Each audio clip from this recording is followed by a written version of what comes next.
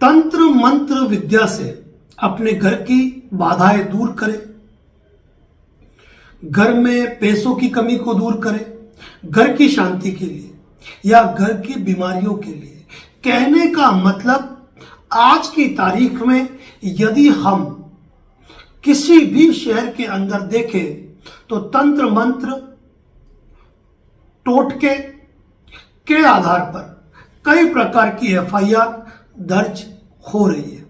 उदयपुर में मैं मानो तो इस मामले की बाढ़ आ चुकी है, जहां कोई व्यक्ति कहता है कि मेरे घर में क्लेश रहता है, शांति नहीं रहती है, पति पत्नी के बीच में आपस में नहीं बनती है, घर में गंभीर बीमारियां हो गई है, घर में अशांति फैली हुई है, या घर में पैसा नहीं टिकता है, या रोजगार खत्म हो जा रहा है। ऐसी स्थिति में एक ही इलाज बताया जाता है और वह बताया जाता है कि तंत्र मंत्र विद्या से आप अपने घर की तमाम दुविधाओं को दूर कर सकते हैं।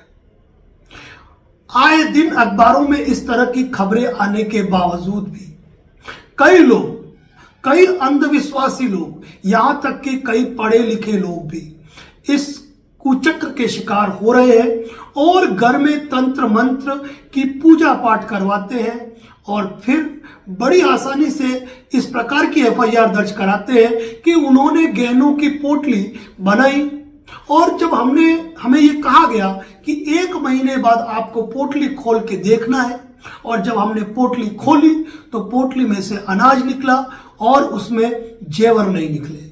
यानी कि तंत्र मंत्र विद्या के नाम पर हमारे साथ ठगी हुई।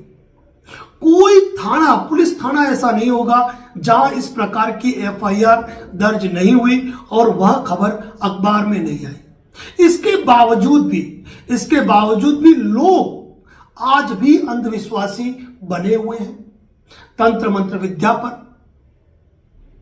ऐसे ठगों पर पूरे तरीके से मेहरबान है। और कैसे कोई व्यक्ति घर के गहने किसी तीसरे व्यक्ति को देता है, वह पोटली में डाल के देता है और उसको डराता है कि 1 महीने से पहले पोटली खोली तो तेरे साथ ये घटना हो जाएगी। क्या यहां पर केवल वह व्यक्ति जो कि तंत्र मंत्र विद्या करता है वही दोषी है?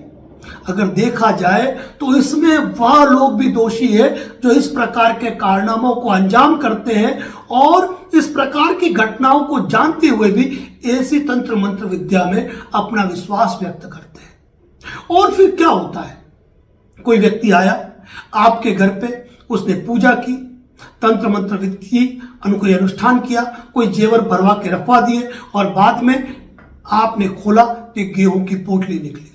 मान लीजिए उसके खिलाफ एफआईआर दर्ज हो भी गई। एफआईआर दर्ज होने के बाद उन गहनों की रिकवरी हुई या नहीं हुई, किसी को बेच खाए या कहां गए। यहां तक कि उदयपुर में ऐसे मामले भी सामने आए कि उन गहनों पे लोन लिया गया था, लेकिन उन व्यक्तियों का क्या जो वास्तव में इसके शिकार हुए। कोर्ट कचहरी के चक्कर, पुलिस थाने के चक्कर और एक लंबी ट्रायल चलने के बाद यदि आरोप पूरी तरीके से साबित नहीं होता है तो मान के चलिए कि वह लोग पूरी तरीके से बेगुनाह साबित करके दोष मुक्त कर दिए जाएंगे। क्योंकि सबसे बड़ी जो गलती है, यह गलती किसकी है? उस आदमी की है, उस इंसान की, उस परिवार की है जो ऐसे मामले में धोखाधड़ी के शिकार होते हैं और उसके बाद भी विश्वास करते हैं कि तंत्र मंत्र विद्या से घर में शांति आएगी और संपूर्ण दुविधाएं समाप्त हो जाएगी। तो साथियों, ये कहूंगा कि ऐसे वीडियो को जनहित में शेयर करें कि कोई भी लोग तंत्र मंत्र विद्या के नाम पर घर में शांति, पति पत्नी विवाद, नौकरी रोजगार या फिर घर के क्लेश दूर नहीं होते हैं। एक और क्लेश बढ़ जाता है और घर की जमा पूंजी भी लूट जाती है और आप केवल कोर्ट कचहरी और पुलिस थानों के चक्कर काटते रह जाएंगे। तो इस प्रकार की धोखाधड़ी से सावधान रहने की जरूरत है। कुछ भी नहीं होता है, अंधविश्वास से दूर रहे और जनहित में संदेश को शेयर जरूर करें। धन्यवाद।